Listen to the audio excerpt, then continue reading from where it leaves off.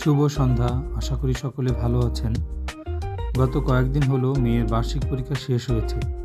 Result এখনও প্রকাশ হয়নি, কিন্তু একজন বাবা হিসেবে এটুকুই আমার জন্য অনেক পাওয়া। ও অনেক চেষ্টা করেছে, নিজের সেরাটাই দিয়েছে বলে আমি বিশ্বাস করি। পরীক্ষার চাপটা শেষ হওয়ার পর আজ ওর মুখে একটু শান্তি আর হাসি দেখছি, তাই ভাবলাম আজ ওকে একটু বাইরে নিয়ে যাই। কোনো সেলিব্রেশন নয়, শুধু পরীক্ষার পরে ছোট্ট একটা ব্রেক।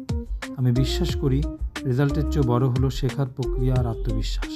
ভালো করলে খুশি হব, আর একটু কম হলেও পাশে থাকব। এই সময়গুলোই আসলে সন্তানের মনে সারা জীবন শান্তি যোগায়।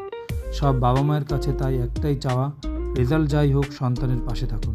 ধন্যবাদ সবাইকে।